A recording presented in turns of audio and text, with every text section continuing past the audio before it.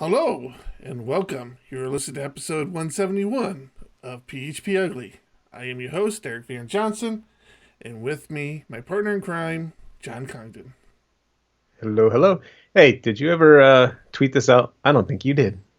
It tweets out automatically now.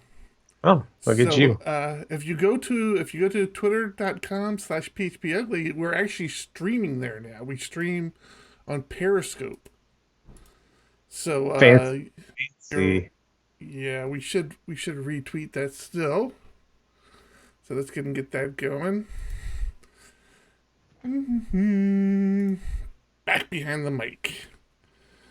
Back behind the mic. PHP podcast. Doing it live. So just you and I tonight, man. I know. Hope Thomas is doing all right. He decided to Yeah. bail. Guess he had too much turkey. He's still recovering from turkey, I guess. But it's cool. It's cool. We got stuff to talk about. We can actually talk about business, man. People are always asking us about our business, so Business. There's so much stuff to talk about.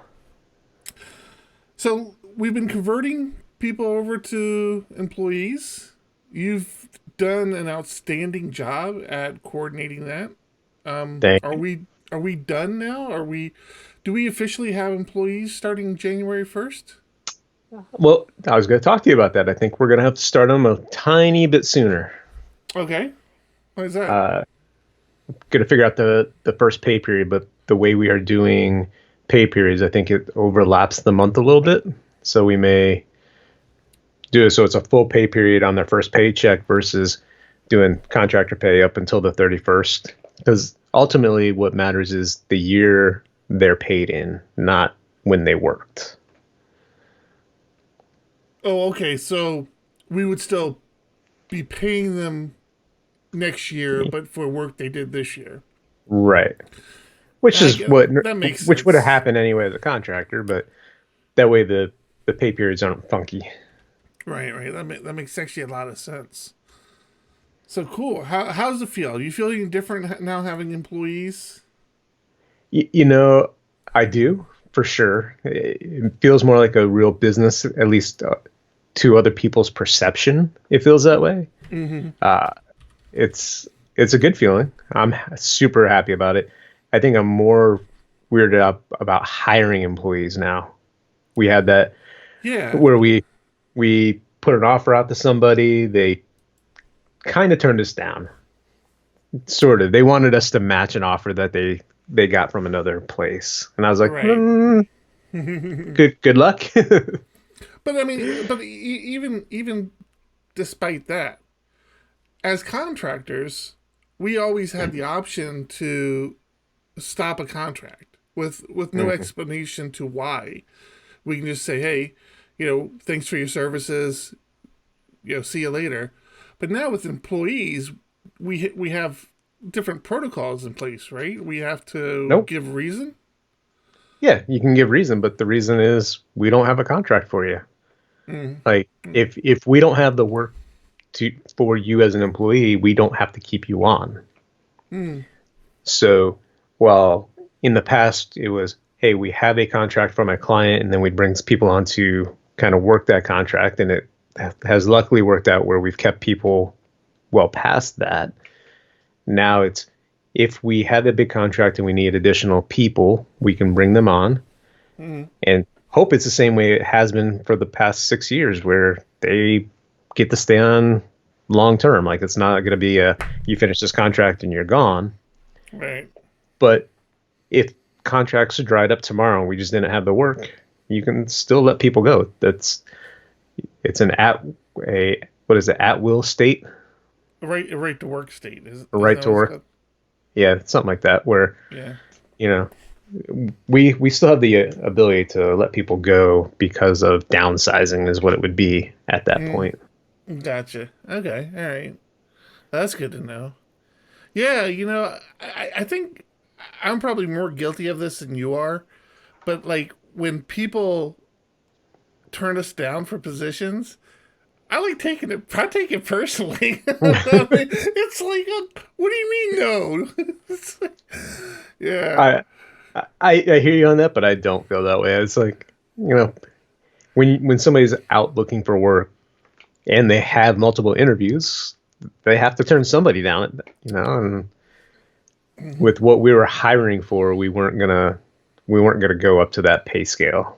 right, You know, right. But I so mean, we do have another junior developer queued up, which is going to be a new experience for us.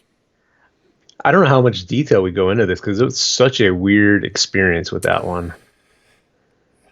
Yeah, that's I a pretty weird one.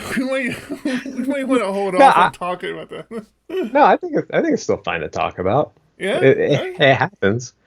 yeah, Uh, the the short story is we had to have a client that one of their employees, not a developer. I mean, he does development on the side and has done a tiny bit for this client, but he was really in basically sales and operations, right? Bringing right, clients on board to getting them set up. But what we later learned is he's really wants to be a developer. He has a side project. This is what he wants to do. And he quit his job with our client in order to pursue development. And when the client told us, we're like, hey, we're kind of looking for a junior developer. Maybe would you be okay with us hiring him? And they gave their blessing, which was great because in our contract with this client, we are not allowed to hire their employees without written permission. right. So when I read that, I was like, yeah, we're not doing anything until we have something in writing here. Yeah, yeah. It was just such a weird. It happened. I think we found out about him leaving our client like a couple days after we had just extended the offer to the other junior developer. And it was just like a weird aligning of stars because at first I was like, when our client had told us this, I'm like, man, damn, I wish we had known about this a few days ago because I had worked with him in the past and I'm like, he's a decent developer. I think, I think we can teach him to be a better developer. And, In fact, you actually gave them access to Laracast and some other yeah, resources to become a better developer, not for us, but just in being a nice guy. You're like, hey, look, yeah, because I saw he was passionate about it. I mean, he mhm. enjoyed doing it. And yeah, so it was just like then I talked to you. I'm like, hey, this is what I just heard, and you're kind of like, well, let's look at the budget. I think we can still squeeze him in if you want to, if he's interested. At that time we really didn't even know what his plans were. But yeah, it was just a weird thing. I reached out to him and was like actually surprised about how excited he was that we even thought to reach out to him. So Actually, yeah, I think one of the I don't know if it's a catalyst per se, but one of the driving things was he was doing some coding already or giving you information. You're like, if I just teach him how to do this properly, I don't have to redo his work. that's what's totally right. Me being a completely lazy developer, I'm like, hey, wait a minute, I can you're, actually you're get him to do this correctly. he's like 75% of the way there. If you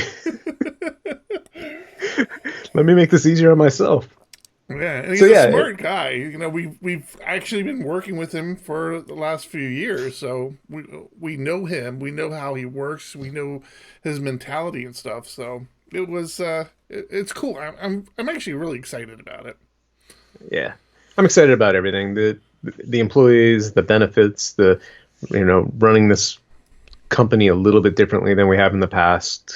Hmm.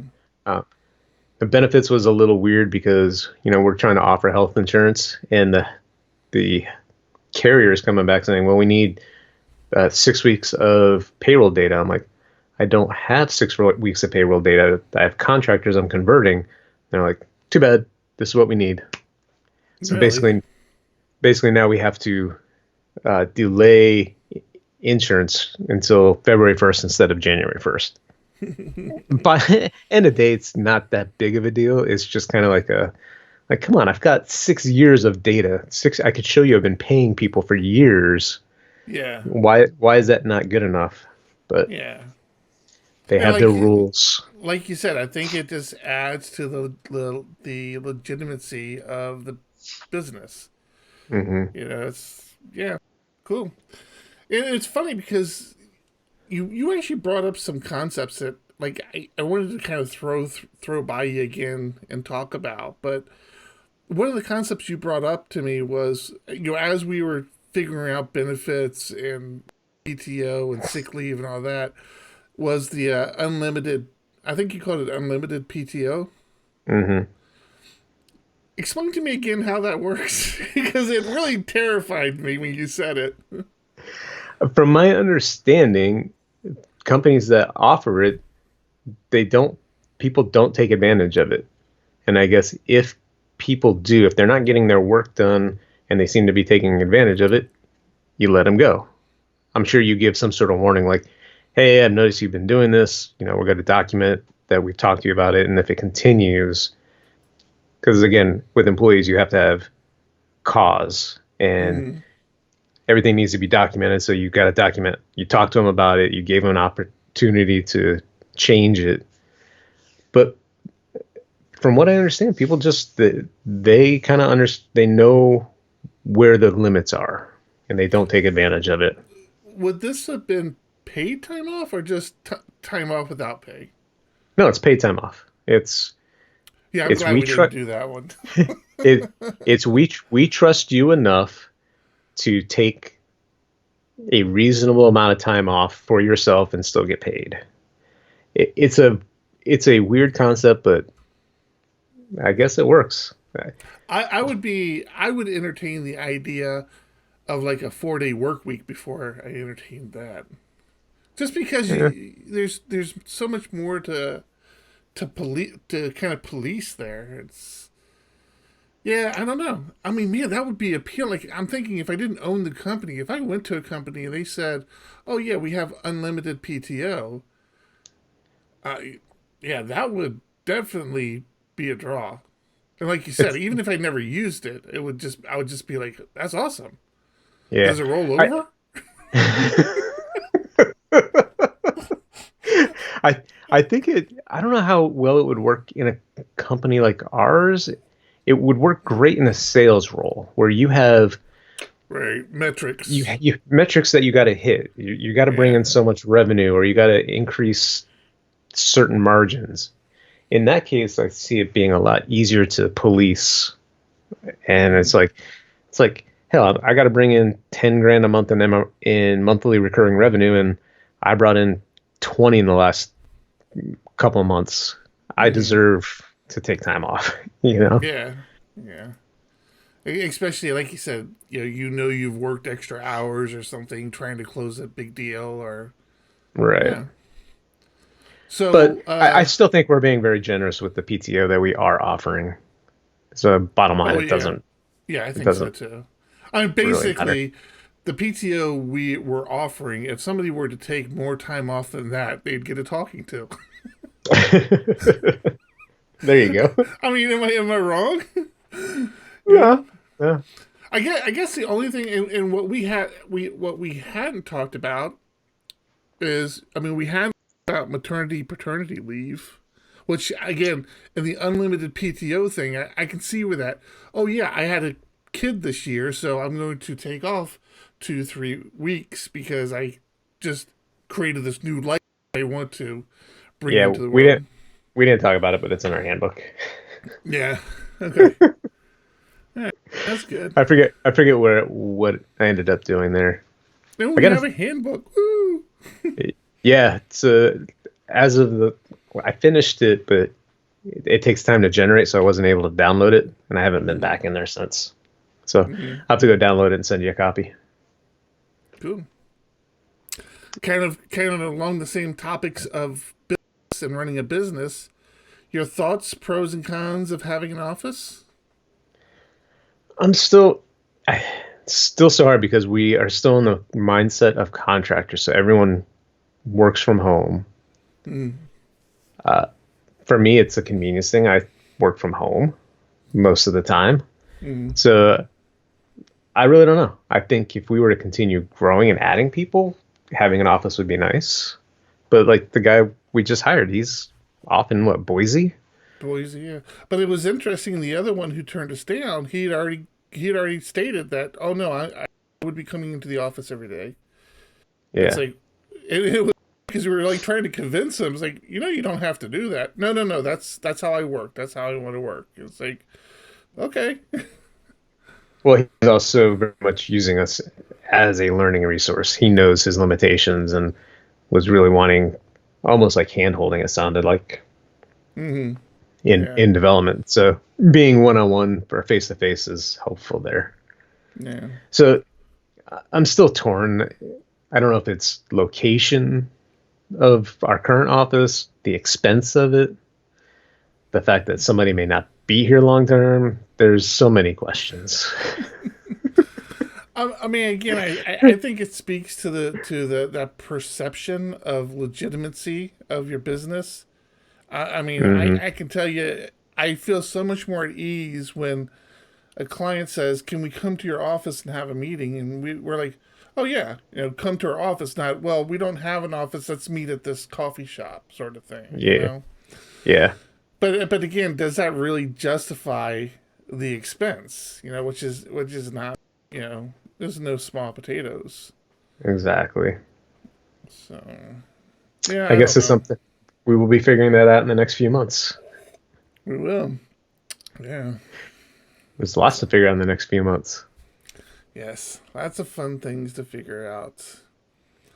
But what's been going on with you? How was your Thanksgiving? I know you're vegan, right? I mean, Yeah. we're out about that, right? Yeah. I know It, you're vegan. How was your Thanksgiving? it was great. I ate Yeah. like a king. I mean, I still ate way too much, like I always do. That doesn't change, right? No, of course not. But it was great. We had uh, my wife's family over, Hmm. and it was a good time. Cool, cool. Kids running around, cousins just loving playing together. Yeah, It was yeah. it We was had a pretty good. good one. My mom and sister came to town Oh, really? from Arizona. Yeah, so nice. So we actually had to move because we had moved our Thanksgiving from Thursday to Friday, but it was still good. My daughters, both of them, but my one daughter especially, has really just started to shine as a cook. I mean, she she's just it has become she's beyond the learning stage, and it's really become like this natural act for her now, and she's just really good at it. And she actually cooked pretty much the entire Thanksgiving dinner.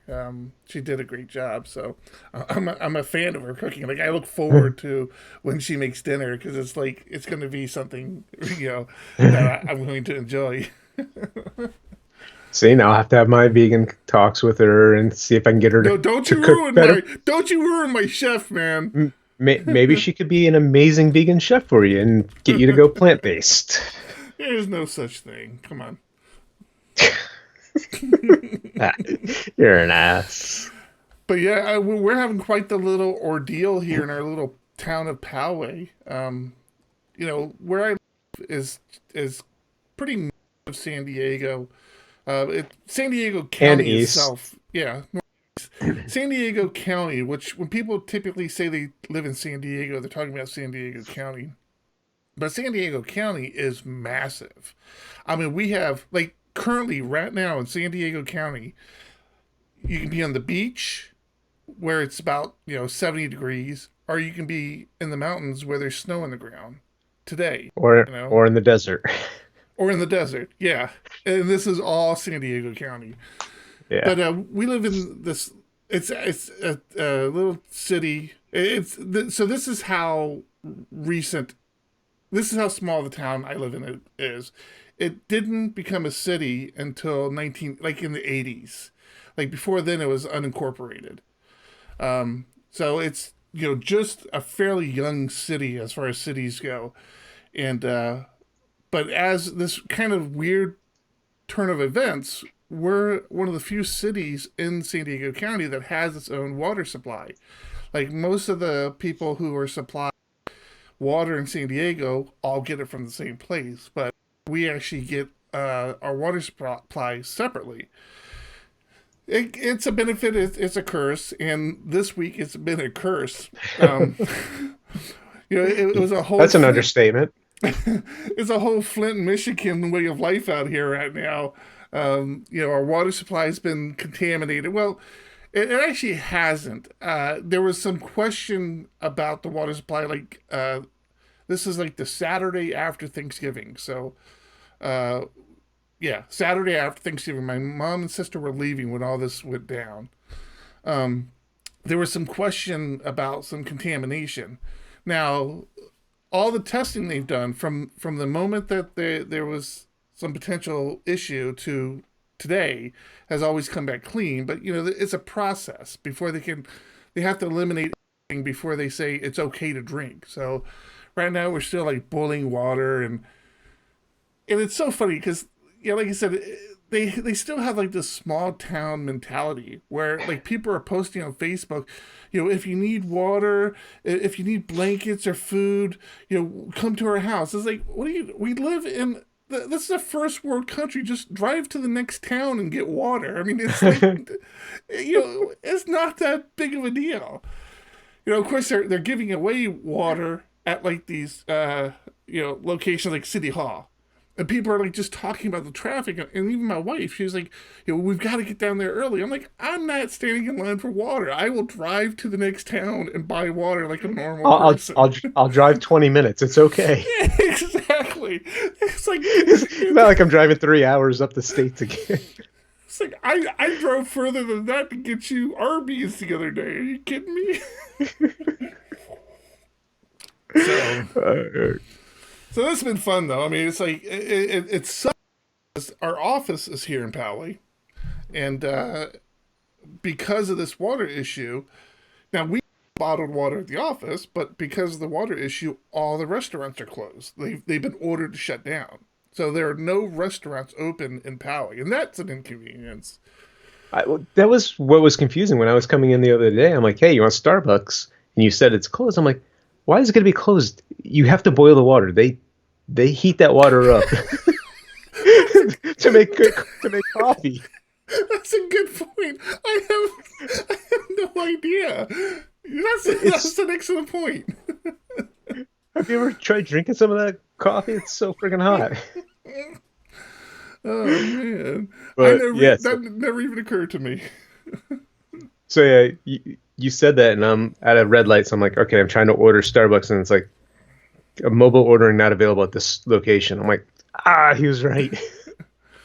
I know. I actually drove to the next town over yesterday morning to Starbucks because it had been so long since I'd gotten good coffee, and I come to find out that a lot of people had figured out the solution of just driving to the next town because that Starbucks was packed, man.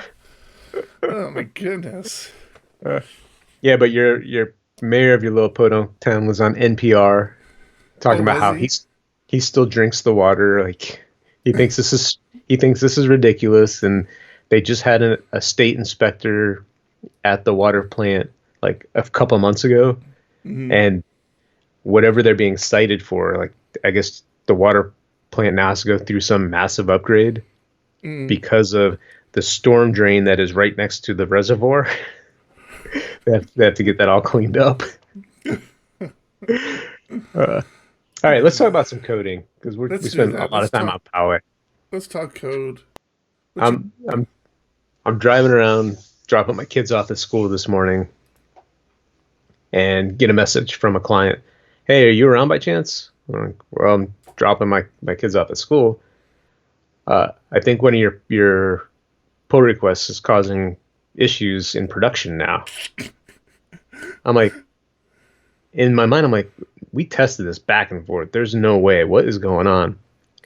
And it's all around. When you make a phone call from their contact management system, you have the ability to set basically a webhook so we can fire off to your system to say, hey, one of your people is starting a call to this contact. Hmm. And all I did was refactor it a tiny bit. It's not like I did anything crazy.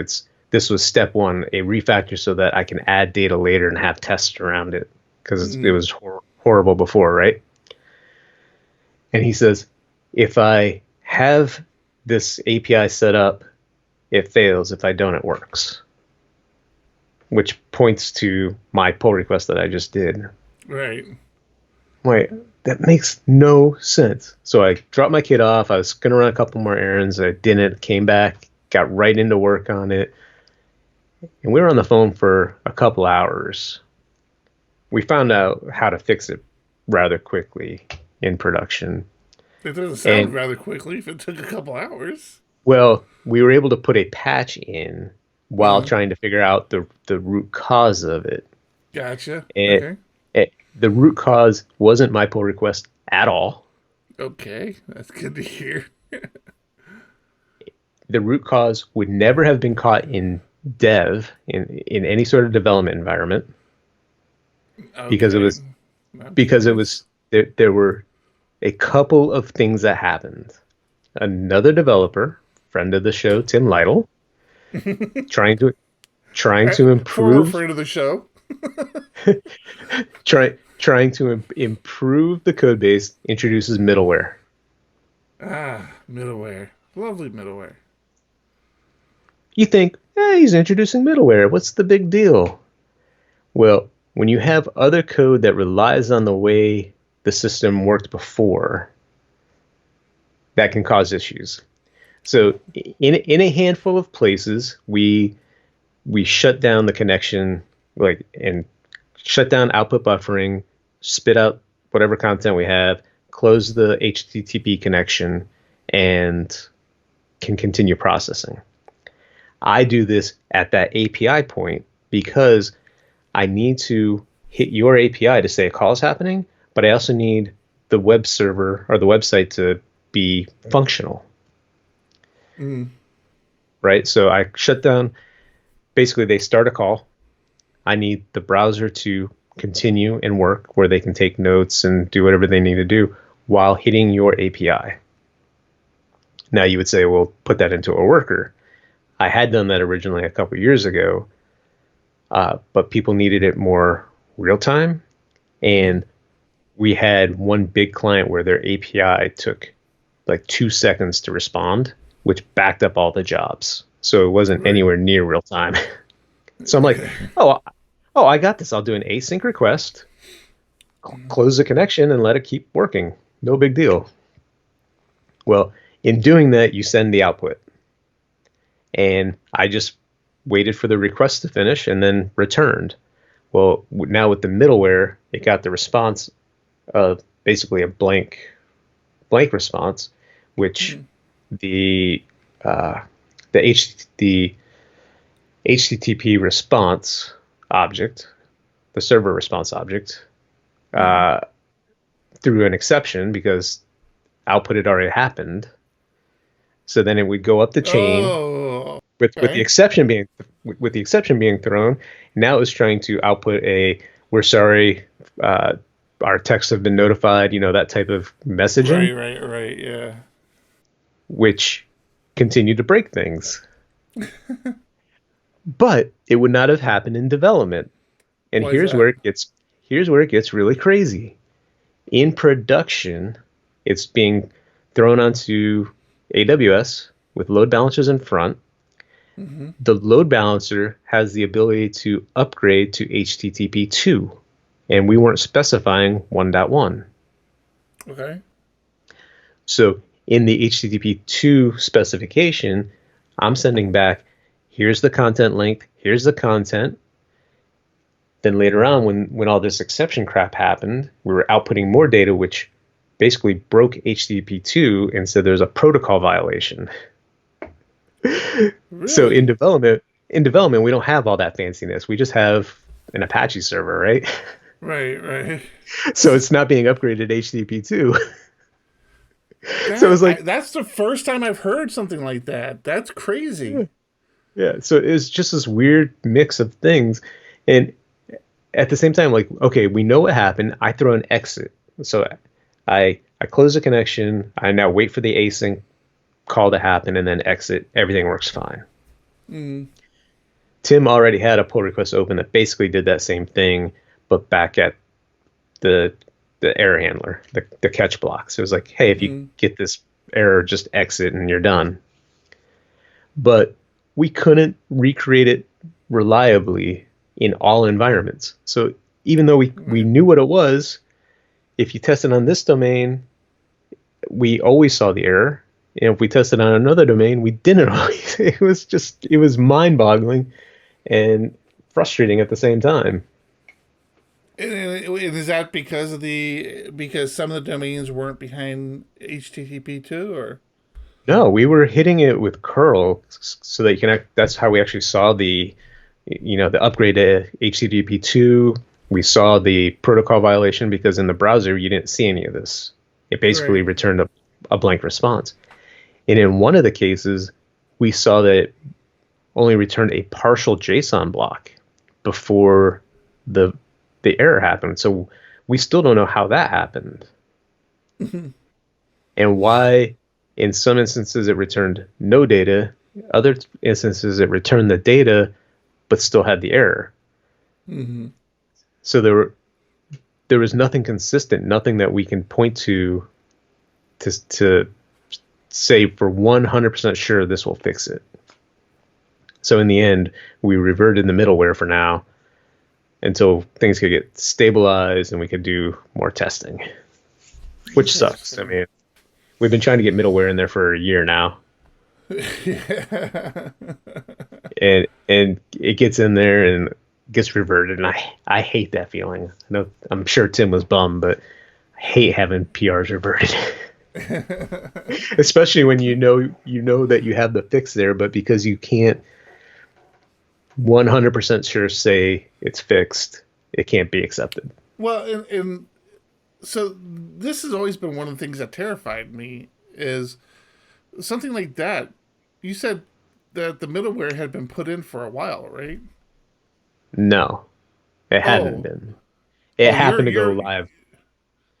It went live last night with my API refactor. Oh, okay, all So right. multiple things went live.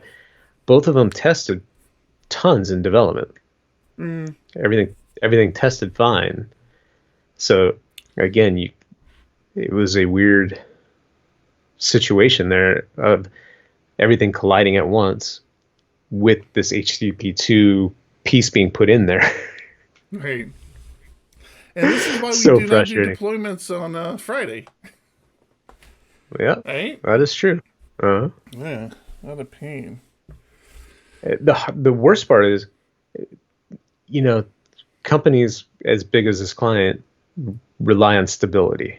You start Mm-hmm. having bad days, and your users start getting freaked out and they threaten to leave. But Mm-hmm. you try to make it better. Well, it just happened in the past 2 weeks. We've had two major days of issues, and their product is all around phone calls. So when your phone calls sound bad, you have issues. So Right. you have these 2 days in the past 2 weeks, and then this one. It's like, no, we have to be 100% sure before we are confident in this. So because we're not, even if we're 99.999% sure, we have to revert. And Right. that's basically where it landed. It got reverted. Everything was fine. Yeah. Fun days. Fun days. Did you let's talk about something I know you love talking about is editors. Did you happen to see JetBrains' announcement today? I did not. So I know how much I drive you crazy with my love for multiple code editors. I am a not a monogamous developer. I am very much into other editors, and I have given some serious thought about this lately. I'm really concerned because of the environments that have been set up now that our beloved JetBrains and PHP Storm will start to fall. I honestly feel like it's already starting to fall behind VS Code. It's going to fall behind further. I see I see extension developers like flocking to VS Code, and so many good extensions on VS Code that just aren't available on PHP Storm. We've talked in the past about the live share, the pair programming that they have in VS Code, and there is a commercial extension version for it for PHP Code, PHP Storm, but or just JetBrains in general. All their IDEs are kind of the same.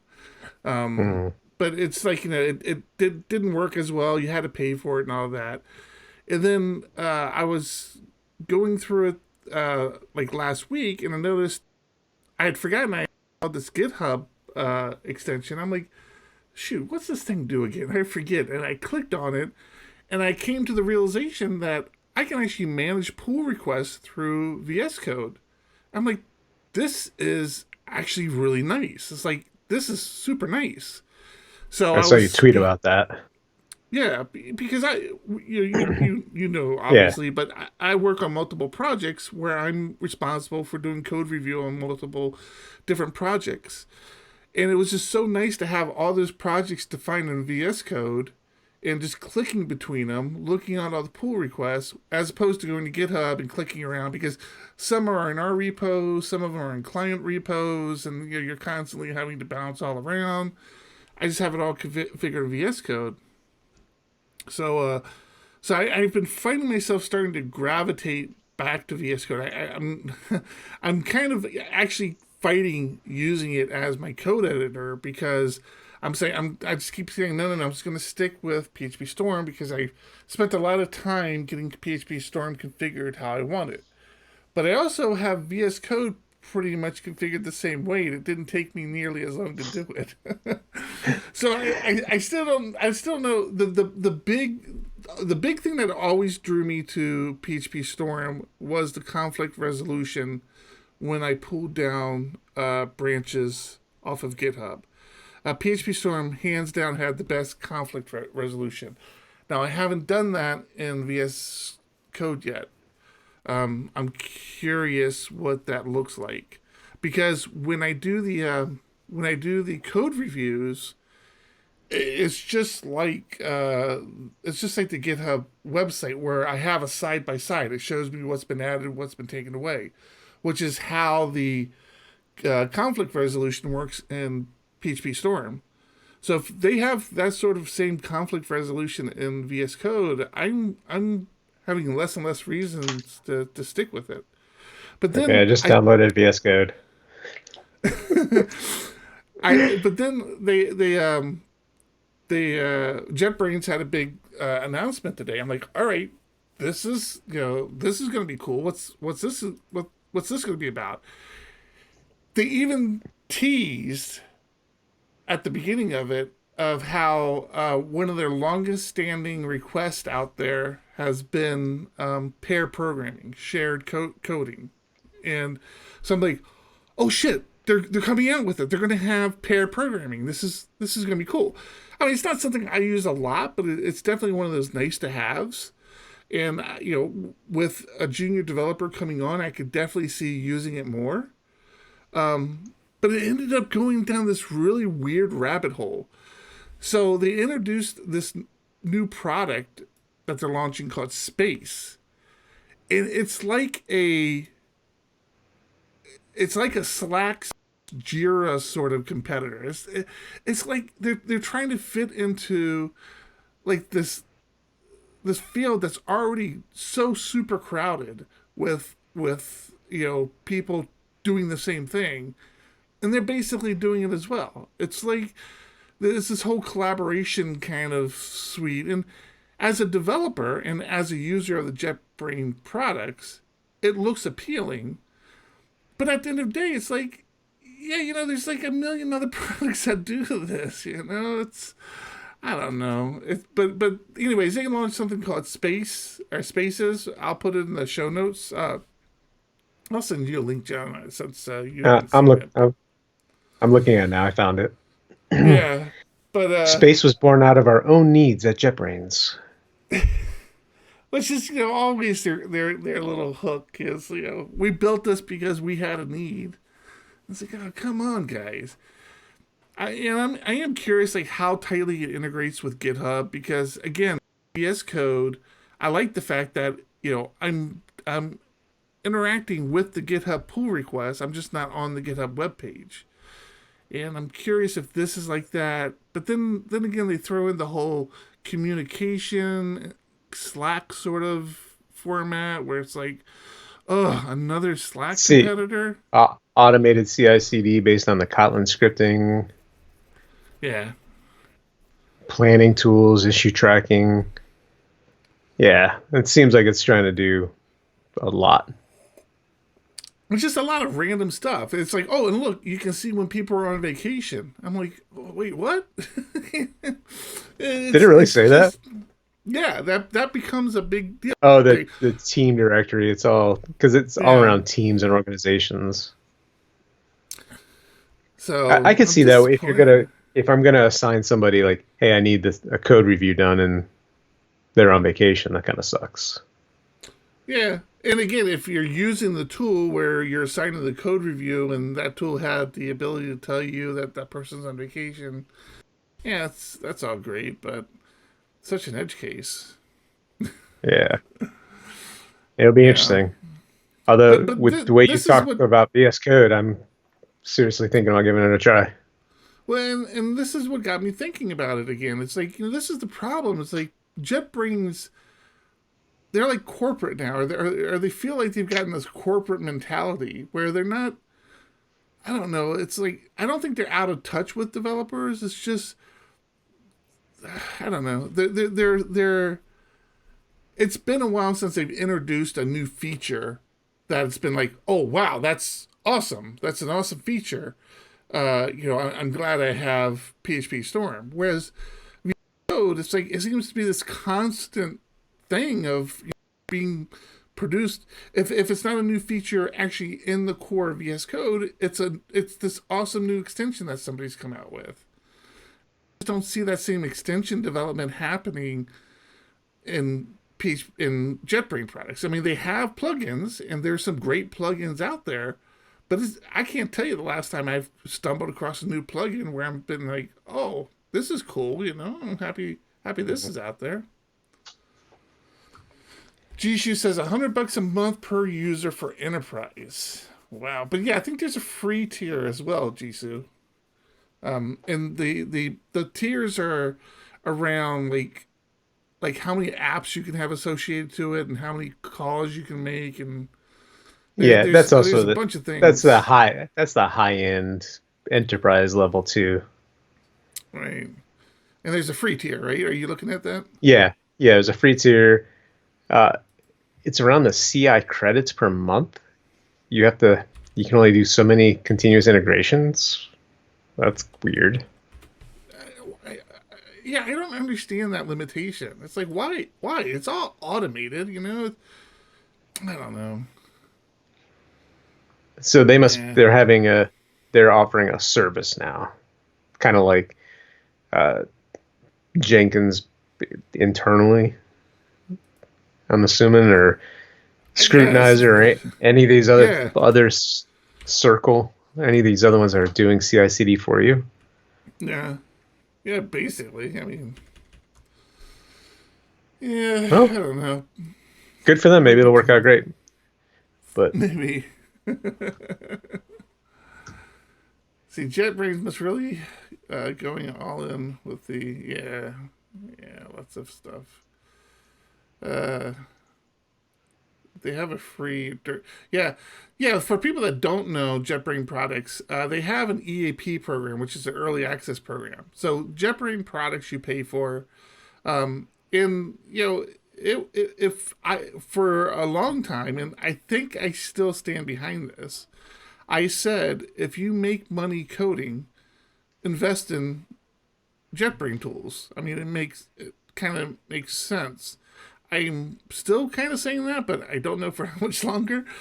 But they do have an early access program where if you've been interested, it always seems pretty easy to get free like year subscriptions to JetBrains products. It's after that first year is when they get you. Like, Yeah. yeah, But they then seem you're pretty like, well, generous. it's at the renewal rate. It's not that bad. Exactly. But yeah, I don't know. I mean, I might have to give VS Code some time again. And again, it's nothing against JetBrains. They're a great product. I just and I've shared with you many times, John. Is I do see value in being able to go to other developers who might not be able to afford stuff and say, hey, this is a strong tool to use. Speaking of something that you don't have to pay for, like VS Code, being able to say, hey, I also use VS Code. It's very strong. You're talking to a professional who uses both, and I can tell you, you'll get just as much out of this as you do out of the PHP Storm sort of thing. So we'll see. It seems like Yeah. every year, every couple of years, there's a new person, new king of the hill, and I think JetBrains has been up there for a long time, but I don't know. I see, I see VS Code, been clawing its way up there for a while. Yeah. Do you want to talk about another elephant in the room? Uh oh. No, Sure. no. I'll cut it out if I Let's don't like it. let's, let's talk about developer burnout. It's a serious thing. It Yeah, can be a no, big issue. it's a super serious thing. Yeah. Yeah. I mean, what about you? Have you ever suffered from developer burnout? I have. I think that's probably why I ended up leaving the company I worked for in Florida. It Hmm. just got to a point where like I gave everything to that company, Hmm. ended up working way too much and felt like I still wasn't putting in enough and just needed a break, needed something to change. And that's basically when I made the decision, okay, I'm done.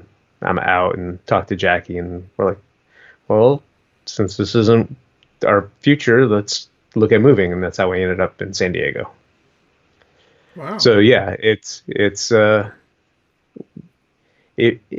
I've since learned that I need to take care of myself.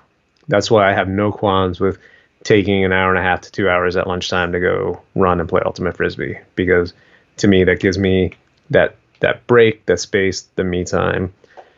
I have set hours that I work. I do come back in like after my kids are in bed. I'll come back in for 2 or 3 hours, especially if I have something I have to get done. Hmm. But not living at this desk. Right. And to me, Uh, that's important. Having flexibility is great. Having like where if you're only working a couple hours here and there, and you're like, I'm fine with that because I'm going to go back in later. That's one thing. But if you're sitting at the desk more than you know your 8 to 10 hours a day, if you're there all the time, you need to take a mhm. break. Yeah. You need you time as well. You need to find something that makes you happy outside of coding. I know this is what we live for, but if you if you don't have something else, it's time to find something.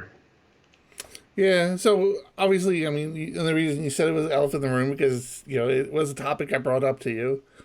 I let you know that I and we've had we've talked in the past, and I have a very different work ethic. I don't want to say work ethic because it makes it sound like it's. I approach it a little differently, Hmm. and I realize I overextend myself, which I'm okay with. Especially when I have people like you around, because you have on many occasions said, "Hey, it's time for you to take a step back. Take a breath, work on something else, do something else," and Hmm. that's been fine. And I also have a very unhealthy way of dealing with depression. When I slip into depression, I told you, it's like I usually keep it to myself. I just push through it. I have this whole mind over matter thing that I try to live by. And it's very unpopular view with, when you talk about mental illness and people with depression, but it's kind of what I've lived by and it's what's gotten me through things. And I definitely think that, currently right now, it's like, it's probably a little bit mixture of both. There's some depression involved. You're familiar with the grind that we've been on for the last 6 to 8 months with a couple projects at work that have just overextended my just mentality and just thought process and enjoyment of coming into work, where it's just been tough. And so now, we find ourselves, it's like, and I this is what made me realize I was slipping into this depressed, burnout state, was when I had mentioned in the conversation, and then when I think I even mentioned it on the show, but when I rethought about what I had said, I'm like, man, that is just a terrible way to be. And what I had said was, I feel different running a business as I did as an individual contractor, because as an individual contractor, if I got to the state where I'm at right now with a client or a contract, I would have walked away. I would have said, you know what, I'm not enjoying this anymore. This is a pain in my ass. I'm leaving.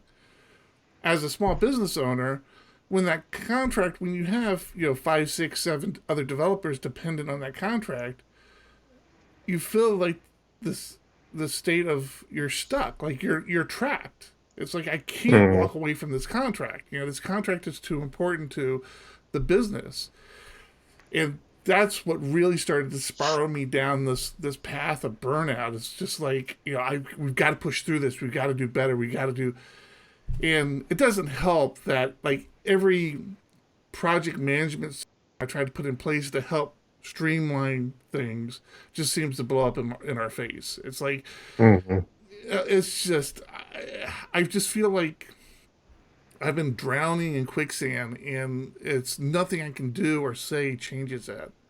Right. And you throw into that some other contracts, while smaller, they're still important, with unrealistic expectations, which can be super frustrating. And I've been getting more involved in those conversations, trying to like set boundaries. That's another big thing, is setting boundaries. Like, it's okay to want to be available to clients, but it's also okay to take a step back and say, no, we're going to limit this a little bit. Right. Especially when it comes to like just meeting after meeting, or meetings that last hours and hours.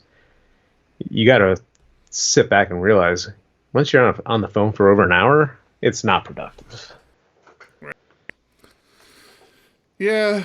So yeah, I'm definitely suffering from burnout. And you and I are working through that, and I do have a kind of a plan in place to address it, but the reality of it is, we've got to get to some milestones. We've got to get to some turning points before I can do that, because things have to get done. Things have to get done, but there's still time that you can take for yourself, either whether it's vacation where it's a week away, or every day finding that time that is just you away from a computer, doing something for you, not for anybody else. Yeah, I need to figure something out. I used to play racquetball, but this guy I played racquetball just started to wimp out on me and stopped showing up. I beat him one time, and all of a sudden he doesn't show up anymore. You should ask him if he wants to play again. Maybe if they get the water fixed in Poway, he'd come back. See what I did there? Brought it full circle. Full circle. I like that. Good job. Oh, man. You have any code stuff you want to talk about before we wrap this one up? Yeah. I don't know if you saw. I mean, I know you're not a big follower of the Laravel stuff, but Jason J Mac. I do. I'm a huge fan of J Mac. I mean, the guy first off, right off the bat, is just a fantastic developer. I mean, just in its own right, he can code like a maniac. He's the creator of Shift, so he's definitely got credentials behind him as far as creating real world applications and things like that. But it's because of his insight to Shift. I'm also a huge fan of his talks and things like that. Well, he released a interesting blog post recently where it's called streamlining Laravel, where he kind of takes from a lot of his experiences and a lot of the metrics that he gets from Laravel Shift and started kind of making some suggestions on maybe where Laravel should go and some features that it should look into. It's a real short read, but it's definitely one to get you thinking. It's this sort of stuff where I wish there was a more formal forum for it to take place, for this sort of idea from a respected member of the Laravel community to post to get a conversation going around it, saying, okay, do some of these ideas have some credence? Do we want to discuss these things further? I won't get into the whole thing. I mean, over things like mass assignment, where I'm a fan of mass assignment, and I thought I was actually I thought I was in the minority of it, because if, like, a lot of people joke about how the first thing they do when they start up a model is they create a blank guarded array, which is basically bypassing the whole mass assignment thing. I always like the idea of security and layers, where you can have some security here, and the model actually having some security around mass assignment. And he actually talks about it as well. He's like, he's a fan of it. He thinks it's implemented well, but so many people bypass it. And he talks about how Rails kind of fixed this problem with strong parameters, which I'm not really sure what strong parameters are. But, basically he gets back to mass assignment is a good thing. But it needs to be implemented in a way where developers want to take advantage of it more. It's an interesting read, like I said. I think he's the one that talked about some of his lessons learned, not by the applications he's built, but by the applications he's failed behind, or something like that. I came across that quote recently, and it just really struck me. And I can't remember if this was the blog post, but I feel like it was. But yeah, we'll put it in the show notes if you haven't seen it. As Jason McCreary's streaming Laravel, very short read. He has it up on the site jasonmccreary.me, and good read. I'll in our show notes. But yeah, that's pretty much all I have from a developer stuff. Cool. What about you? Anything else? Can we wrap this up? Let's wrap it up. I'm sure there's plenty more. Here it is. Oh, real fast. Yeah, here's the quote. It is this blog post. He's like he's talking about why he wrote this blog post. He talked about the fact that he created Shift, and a lot of it was motivated by maintainability through the stuff that he saw through Shift. But then he says there's also motivated by someone who has created products, specific products which eventually failed, many for the reasons that became stale. And it's like I love that. I love that concept of learn from me, not because I'm successful, not because I created this great product called Shift. Learn from me because I have failed so many times. I can explain to you, why I failed. I really love that little segment. I like J-Mac. He's such a good guy. Great person. If you're ever at a conference and he's there, make sure you walk up to him and say hi, because he's very friendly. He's very outgoing. He will not for a moment hesitate to say hello to you in conversation. So, love that guy. Okay, I'm done. Alrighty, me too. Cool, man. That was awesome. That was a good episode. All right. That was episode 171 of PHP Ugly. I'm Eric Van Johnson. I'm John Congdon. Keep it Keep it ugly. ugly. All right, everybody who's been posting to chat, we appreciate it. I'm catching up on some of it. I tried to read the chat stuff as we're doing the show because a lot of times you guys are obviously talking about relevant to what we're talking about. The problem is we're on a delay, or you're on a delay. So a lot of times we've moved on to talking to something else, and then we're still seeing you guys talk about JetBrains and the products. Like, well, that was a good point. Shit, we moved on from that. So, burnout is about self-restraint. Going full 100% on everything, coding or not, will cause burnout. Yeah, you're absolutely right, Butter. Oh, Buttery, of course. Buttery Crumpets is out there. Yeah. It helps. I tell you, like I said, I've suffered from depression in the past, burnout, and it definitely helps having people like John around because he's just such a strong person to kind of bounce things off. He's very understanding, and he's always willing to kind of swoop in and help out.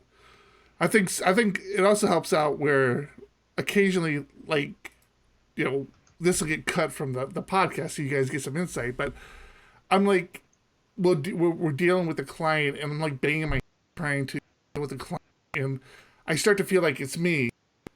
And it helps for John to come in and say, yeah, no, this is a frustrating situation, and I understand why you're having trouble. It's like, thanks. Just hearing that occasionally is all you need.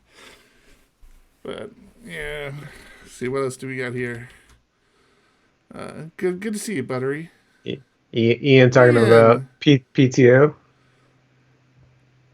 What did he say about PTO? Having X amount of PTO or even a minimum amount of PTO makes more sense unless your goal is to churn and burn folks. If you're gonna force them to work more hours, unlimited makes sense. I need you to. I'm gonna ping you on Twitter, man. I need to know. Are you one of the organizers for Austin PHP? I know you do the conference. Trying to get in touch with some of your organizers. I wanna profile them on PHP Architect in one of the coming months. Unlimited PTO. Oh yeah, I just caught up to his PTO comment. Yep. Yeah. Interesting. Cool. All right, guys. Ian, I'm gonna ping you on Twitter, or you can ping me. Feel free, since you know what I'm gonna be looking for. But I'm trying to get in touch with your Austin or any of your Texas user groups. If you know any of the organizers, have them get in touch with me or give me their names, and I'll get in touch with them. I like to profile them in the upcoming community corner for PHP Architect. John, appreciate it, man. Yeah, it's fun. Thanks, everyone.